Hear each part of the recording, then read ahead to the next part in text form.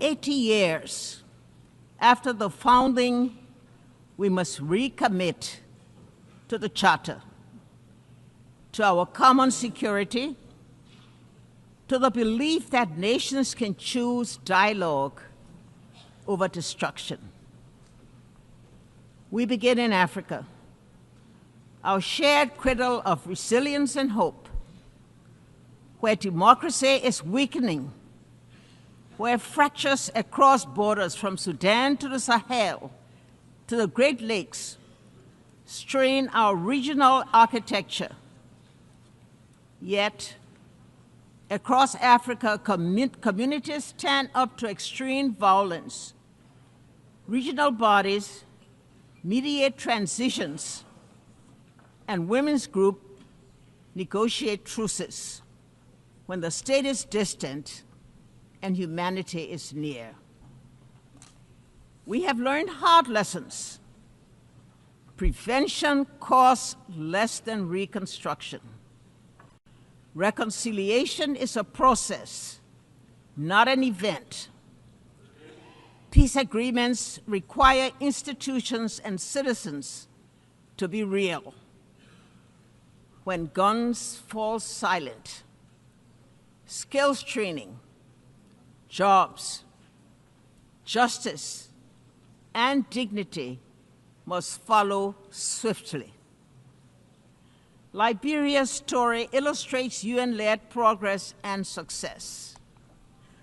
The largest peacekeeping force joined Africa's forces to disarm fighters, support elections, reform security institutions, and create space for reconciliation and growth.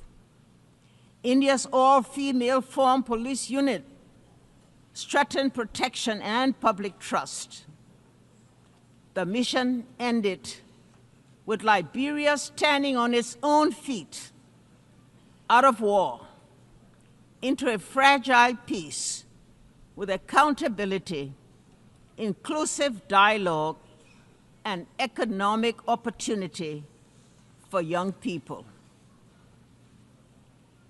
We must acknowledge that the multilateral architecture built to shield future generations from war is underperforming.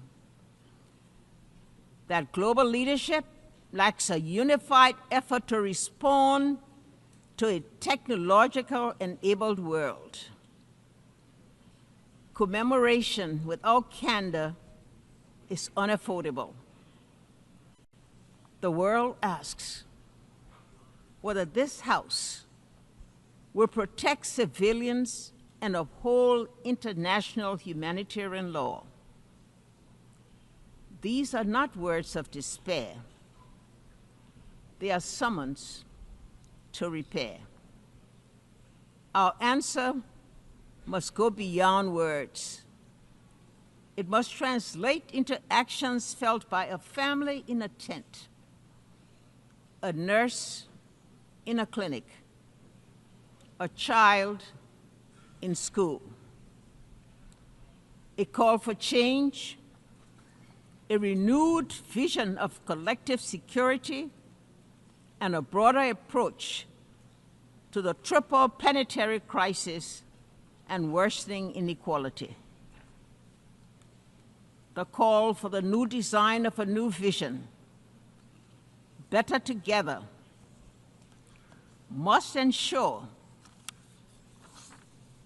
immediate protection of civilians, finance for conflict prevention, proposals that pay real people, leaders who are audible and accountable, women at the table with budgets that guarantee their participation in all peace negotiation delegations, and the deep weaponization of the information space. None of this is beyond our reach. It demands humility to listen, courage to compromise, persistence to implement. Peace is not built only in conference rooms, but in classrooms where girls learn without fear, clinics where mothers deliver safely, markets where youth find dignified work, courts where law is fair, and in daily acts of neighborly coexistence. 80 years on, the United Nations founding generation would ask if we are still worthy of the hopes inherited. Our answer must be yes. Not because the world is less dangerous, but because our determination is stronger. Better together. Your theme,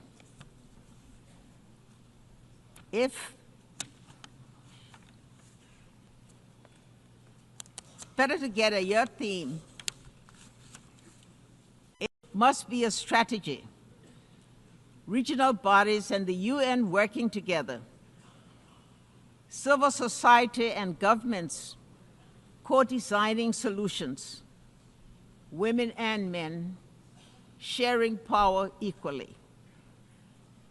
Truth and reconciliation traveling the same road. Let us leave this anniversary with concrete commitments, funded priorities, and a timetable for action.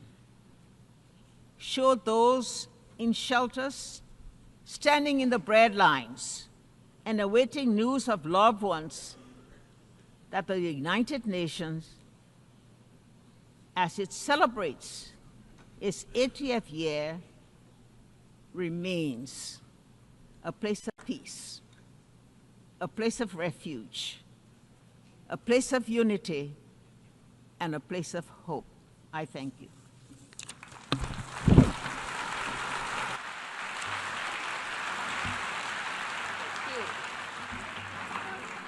I thank Her Excellency Ellen Johnson Sirleaf for your strong and wise words. I now give the floor to Her Excellency Gro Harlem Brundtland, former Prime Minister of Norway, former Director General of the World Health Organization, a medical doctor committed to health as a human right, and instrumental in placing sustainable development at the forefront of our international agenda.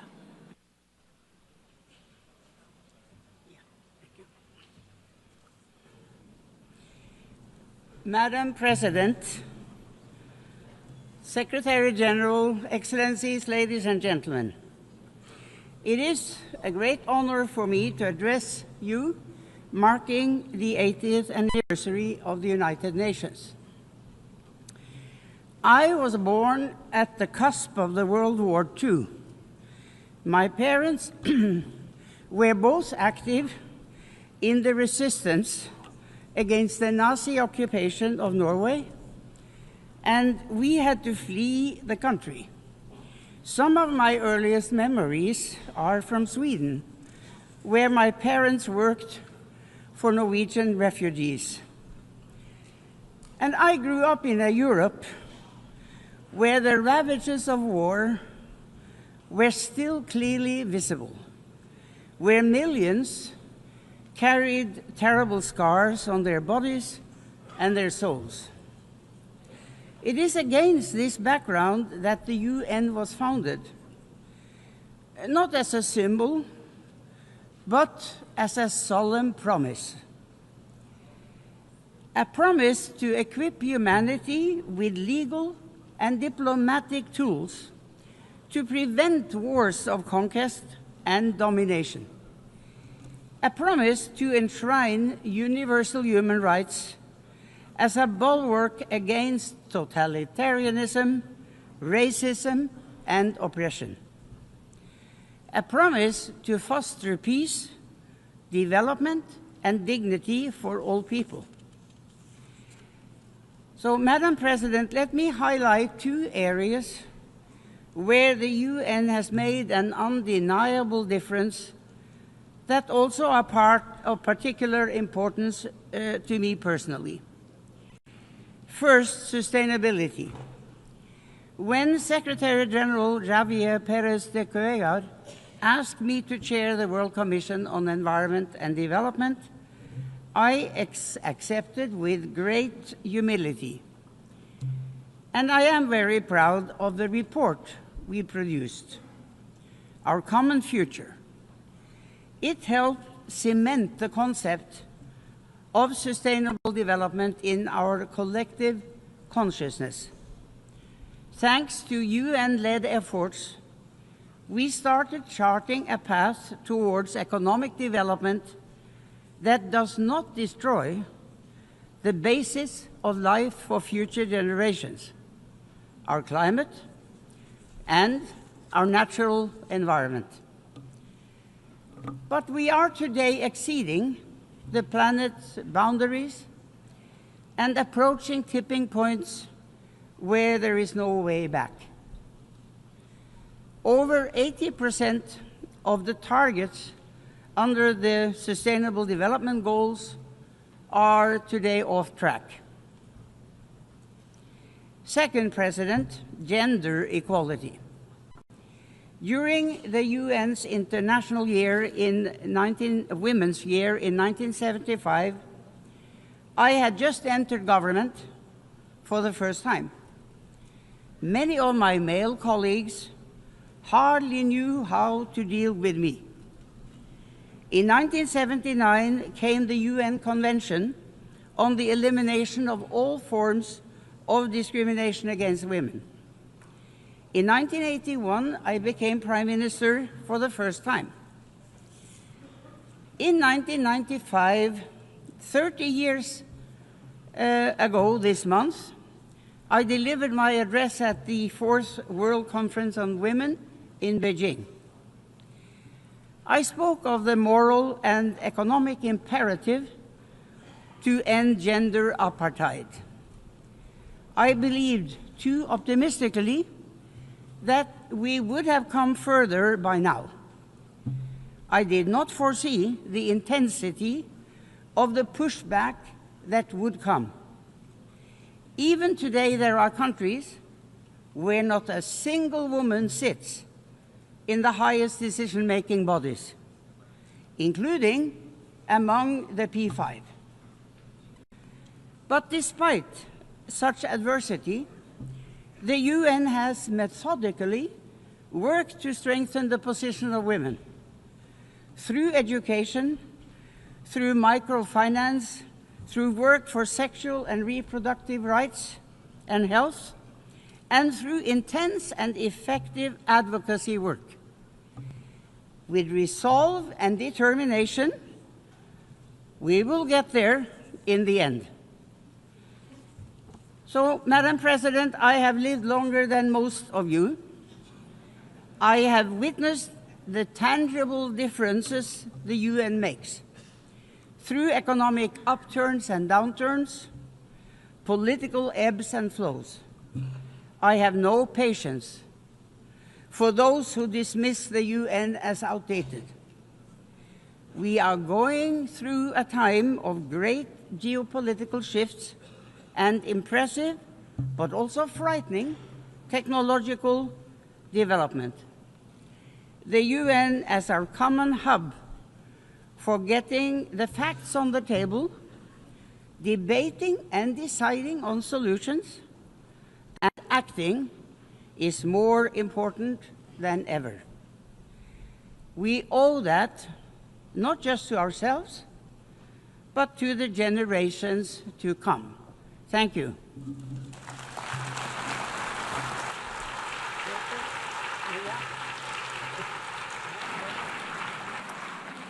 I thank Her Excellency Gro Harlem Brundtland for her blunt and powerful words. I have the honor now to give the floor to Ms. Maria Ressa, 2021 Nobel Peace Prize laureate, award-winning journalist, professor at Columbia University, co-founder of Rappler online news site, and a fearless defender of freedom of expression in the face of constant political harassment and arrests. President Baerbock, Secretary General Guterres, distinguished delegates, ladies and gentlemen. I'm normally chasing you here, and here I am. It's actually a very interesting place. Look, 80 years ago, this institution was born to prevent humanity from destroying itself. Never again, after fascism manipulated information, eroded truth, and dehumanized entire populations to enable genocide and global war. Today, we stand on the rubble of the world that was, and the challenge is to rebuild the United Nations for now, for this moment, when similar forces that led to those atrocities 80 years ago are now surging through digital platforms, insidiously manipulating us for power and profit.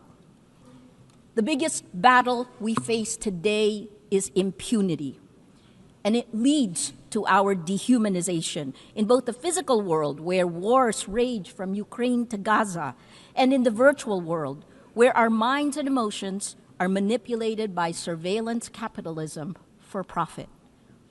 To fight that, we need information integrity to remind us to be human.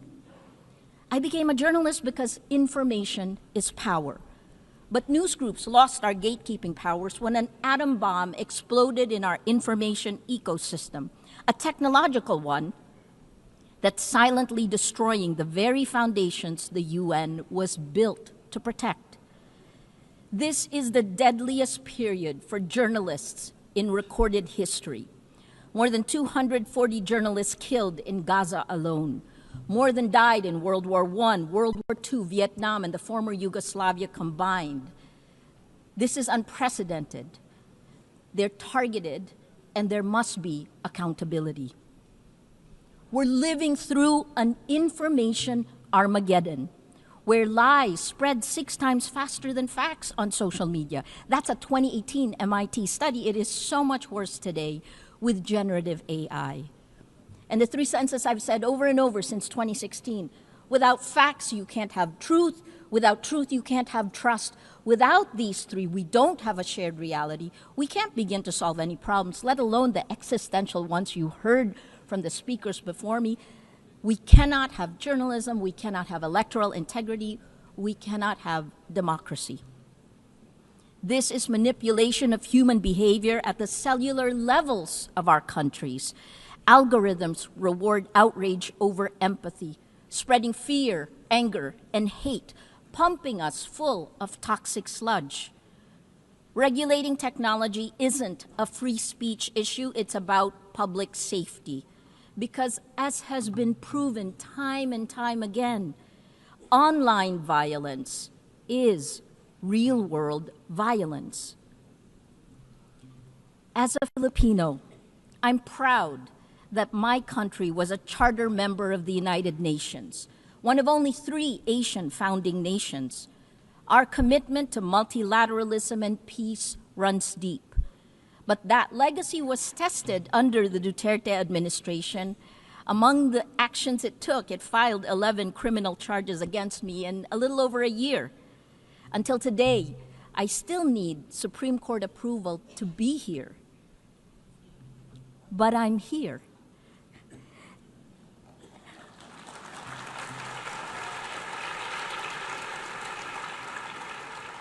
And my former president, well, he was arrested in March for alleged crimes against humanity and is detained at The Hague waiting for trial. Impunity ends. The rule of law, championed now by the Philippines as it chairs the 6th Committee on Legal Questions, ultimately prevailed. We moved to it. The trends are clear. We are electing illiberal leaders democratically. As of March this year, VDEM said that 72% of the world is now under authoritarian rule. So we turn to you at the UN. It has its critics because you have to move faster. Security Council votes paralyze action on major crises. Outdated representation excludes rising powers. Bureaucratic processes respond too slowly to urgent threats. But as you know, the solution isn't to abandon multilateralism, it's to strengthen it by addressing the very impunity that undermines international law. At this time of creative destruction, I implore you to create. Here are 3 solutions. First, end big tech impunity through global accountability. We need binding standards for international to restore and regulate information integrity, just as we have for nuclear weapons and climate change. There are 2 new initiatives, first from the Vatican, created last weekend with His Holiness Pope Leo XIV, a declaration demanding artificial intelligence remain under human control with clear accountability mechanisms.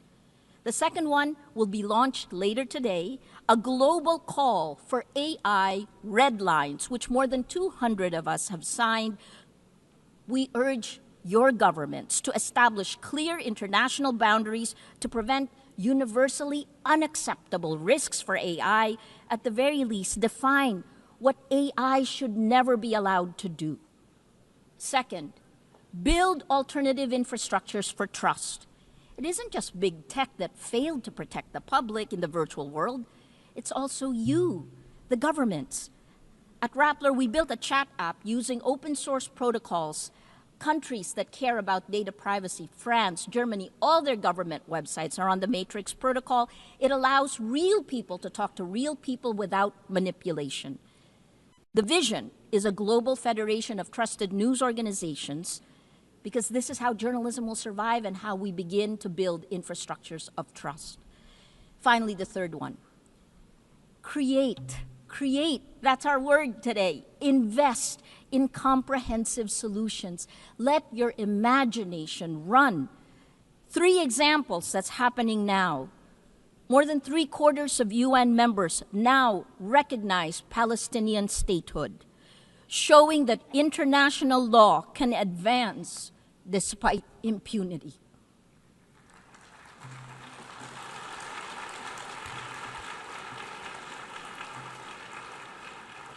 On gender, the Nobel Women's Initiative have pointed out, demonstrated that in nearly every conflict around the world, women are leading efforts for peace, defying displacement, patriarchy, gender apartheid, and militarized violence every day.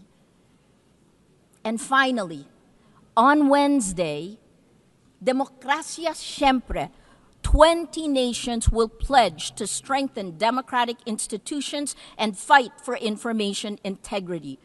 More than 40 Nobel laureates we have gathered together to support this multilateral initiative led by the Global South. Information integrity is the mother of all battles. Win this, and we can win the rest. Lose this, and we lose everything. Please choose courage over comfort, facts over fiction, hope over fear. A lot has changed since the UN was created 80 years ago. But its values, peace, human rights, justice, rule of law, these are more essential today than ever. It is time to create again, to build better, together. Please, act now, before it's too late. Thank you.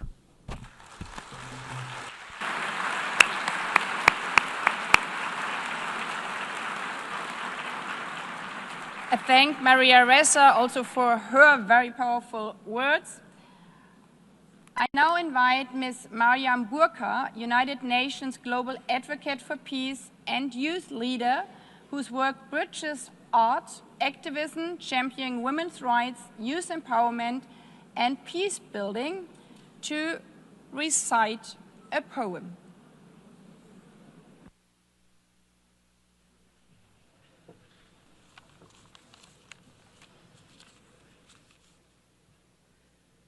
The President, Secretary General, distinguished delegates, excellencies, good morning. Walking these halls, I realized that the United Nations was not built from harmony. It grew out of the ashes of war and the grief watered by the collective memory of what happens when dialogue and cooperation fails. Its foundation is not peace achieved, but peace pursued, fragile, imperfect, necessary, not just worth fighting for, but requiring a fight. And today, 80 years on, we gather to honor what has been achieved. Nations rebuilt, walls of division lowered, millions lifted by the shared will. But these are victories worth remembering, but the story is unfinished. The cracks in the foundation calls us to repair, to act, not to retreat. Our world bleeds before our eyes. Children in conflict zones, nations silenced by hunger and war. And it begs the question, are we witnessing the collapse of conscience in real time? Because behind every pact, there are people. Behind every statistic, there is a story. And behind every commitment that we sign, there are lives depending on whether we honor our words or not. And so this is not the time to feel powerless, because yes, hope and despair can coexist in the same breath because healing is not linear. The United Nations is not a monument, it is a mirror. And it reflects what we have dared to imagine 80 years ago. And today, here, it asks, will we dare again? Will we dare to work better together? Because if the past proves that we can build peace from ashes, then the present demands that we build it again, louder, braver, together. I speak as a global peace advocate, not because peace is easy, but because silence is complicity, and so I will not be silent. You know, I used to think that peace was a place, a final destination we arrive at after all wars have ended. But I have come to understand that peace is not a line that we cross. It is a choice that we make over and over and over again, especially when it is the hardest, especially when it feels far away. Peace is not a silence we force into people's mouths. It is not the absence of war, but the presence of understanding. Peace is a child learning to sleep again without flinching at the wind. It is a mother not having to choose between bread and dignity. It is a father not having to swallow his voice to feel like a man. Peace is messy, like forgiveness. It does not arrive in parade floats. Sometimes it comes crawling through broken windows when we finally agree that being right is not better than being whole. Peace is not found, it is built, brick by brutal brick, by hands that once knew how to fight, now choose to hold instead. There was a time when we measured strength by how long we could hold a grudge. But today, let us measure strength by how long we could hold space for someone else's truth. Because there was a me and a you before there was ever an us. And if us is broken, then peace is what lets us lay down the shards without aiming at each other's throats. Peace is the poem you write after the war in your chest has finally run out of ink. It is the moment you return to your body and find yourself still standing. Peace is not easy. And so let us not forget the ones who have carried peace quietly through the fire. The women whose hands mend what war has torn, who rebuild homes from memory, raise children between checkpoints, hold their families like nations. Because peace has always known the name of a woman, carried through the way that she chooses courage over collapse again and again. And so today I speak peace into the bones of this world, into the rubble, into the rage, into the ruins. Because if war teaches us how to shatter, then peace must teach us how to stay soft, to stay human. And perhaps what makes us human is not that we always succeed in peace, but that we dare again and again to seek it, refusing to let our brokenness be the end of our story. Thank you.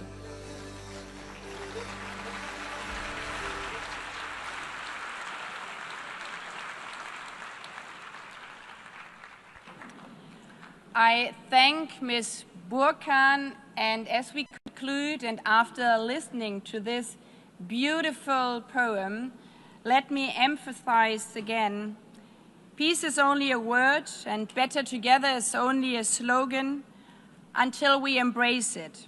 So I invite you to embrace and live up to be better together over this 80th session. This is not the story of an institution. It's the story of people. People who stood between war and peace and chose peace. People who said, dignity cannot be broken. People who carried food on their backs, who rebuilt schools, who gave shelter to strangers. People who stood for the earth before it was too late. And the people who will carry it forward. The young, the unheard, the unstoppable. For 80 years, this has been and will be the work of humanity. Not perfect, not finished, but always better together. 80 years and more for peace, human rights, and sustainable development.